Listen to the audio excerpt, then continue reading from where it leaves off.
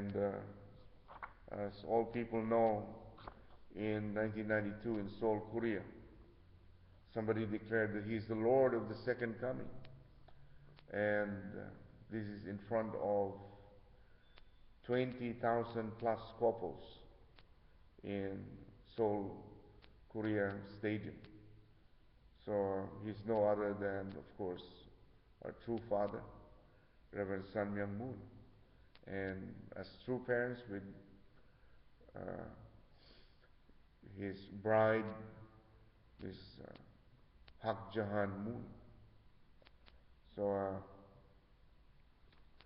today is a very interesting day. We have only one light here in this church, what we can see. Yeah, maybe you can turn it on and back. So my alarm is, even my computer also doesn't, the keyboard doesn't work.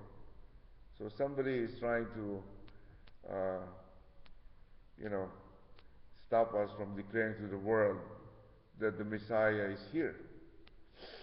And now, of course, we're here to declare with this playback here that indeed we have the Messiah by, witnessing to people. And of course, we read today, it's very clear also that what kind of a man could this person called the Messiah be before God. On page 293, if there was only one love inside God's heart, and all of His love came together for the same starting point and was put together, moving in one direction, the Messiah would be the first person to receive His love. This person is indeed the firstborn Son of God.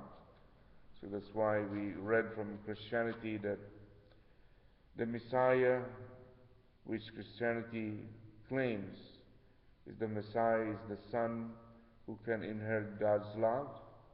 This is why the Bible mentions Jesus as the only Son.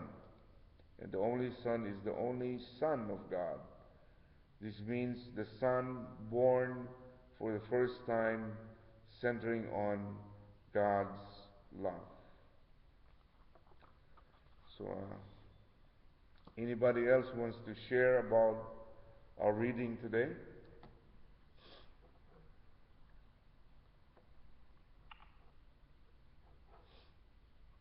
So, even before Adam, uh,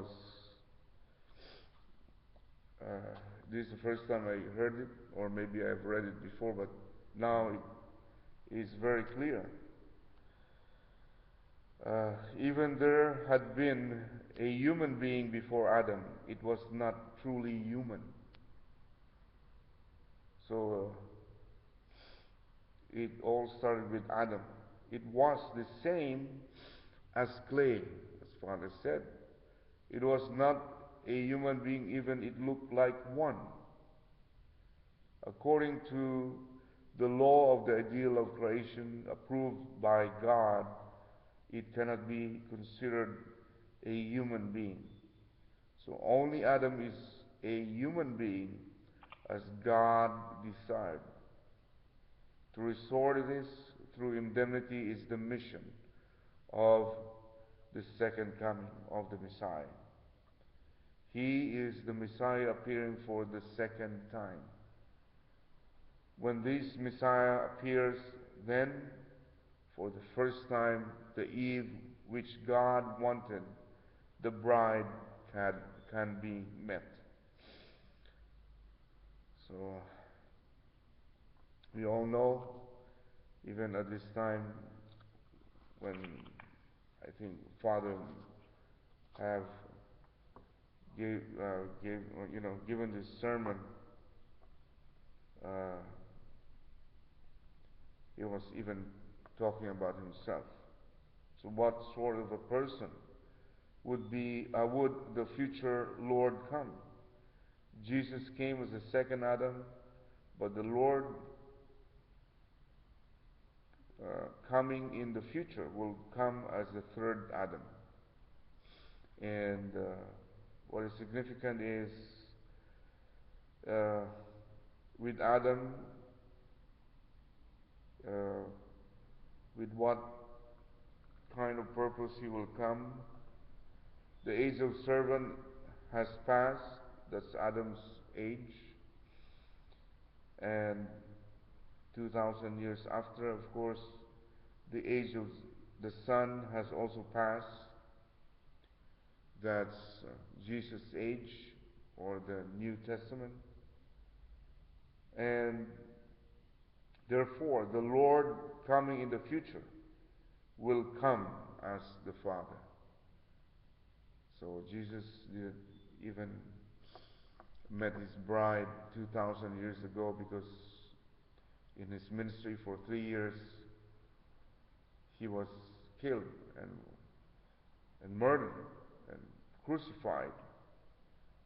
And now, of course, the second coming of Jesus is the true parents.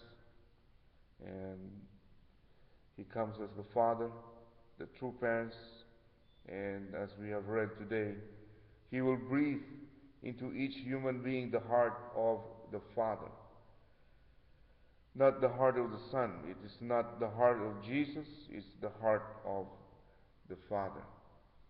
So Jesus cannot consider us as his children, but as we read also today, the Messiah can be a friend, a teacher, but he never became a father. He didn't fulfill that purpose. That's why he has to come again. And now we have true Father who really fulfilled that mission, because Jesus appeared to him on Easter Sunday in the mountains of North Korea when he was 15 years old to continue the mission. And I think he accomplished his mission before he even went to the spirit world. He had a family and with 14 children, and all over the world. From the east, gradually it was propagated. From 1960s, his own couple. The next year with 36 couples, and the next year 72, just like Jesus did with his disciples and apostles, but this time with the brides, a couple.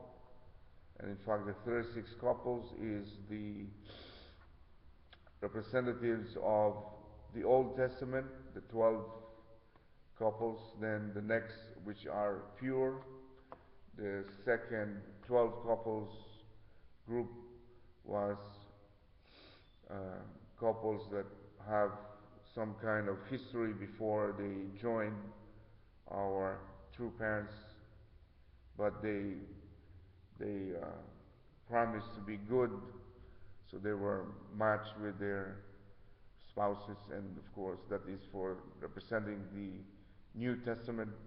And even married couples and those who have histories, they represent the completed Testament age, and they become the first couples that the Messiah has blessed. And from there we had the 72 couples, the 123 couples, the 430 couples, which is already worldwide, the 777 couples, the 1800 couples, 2075, which is here already in America, in New York, and it went to more, until the proclaiming of the Lord of the Second Coming on 1992 in August 25, 1995 in Seoul, Korea. So many people, or even VIPs, and those people who were given, tickets to go to the Seoul Stadium to renew their vows. These are people all over the world, which is unique. They are the couples who can go around the world, and they were just picked suddenly. So we have many incidents of people in my country, and when I went to another country, there are many couples also. Suddenly, they were just, because they can go around the world, they were given free tickets to Seoul, Korea, to renew their vows. And these are, some are VIPs, some are hard-working people who've been working so hard, their sales job or anything. Then suddenly they were just invited to come. Just like, like the kings, the three kings before, to receive the Messiah. Also, some of them, when they heard it, they even tried to run away. They said, "Who is this guy who declared that he is the Lord of the second coming?" So they had to read, they have to look for a person who invited them. If, of course, it's in Korea, so I don't know what they did, but some of them became our core members now. And from VIPs, they become like our members now. And you can hear many of these testimonies all over the world. This couple who can go around the world were given tickets on that day, or they were directed to that place in Seoul, Korea. So anybody else who wants to share about our reading today? Okay, if there's no one else, let's all rise and have unison prayer. Our most beloved Heavenly Parents, we're so thankful to read about this declaration and the Lord of the second coming and Jesus and the blessing. We pray that we can reach out all over the world to 7 billion plus people all over the world. We pray for the new emerging nations that can even not only take over or be more than the world's greatest power. Right now, we pray for people in India who will surpass even the population of China, because China has a one-child policy. These people from India, they are already reaching beyond 1 billion people. And we pray that we can not only witness to them, but also we pray that their leaders will continually not only sympathize with us, but also become our members. We pray that we can always be guided always to all these people that you have prepared for us. We pray that all these happenings all over the world, even earthquakes and typhoons and many things, would make people realize that there is a God and there is the Lord of the second coming, who has restored all humankind, and as we read today, breathe God's true love as a Father. And we pray all of this in all our names, in my name, Athanasius Francis C. Catalan, blessed single family, Jew, Jew, Jew. Uri esonen tongi, numerosonen tongi, imod sombatio sotongi.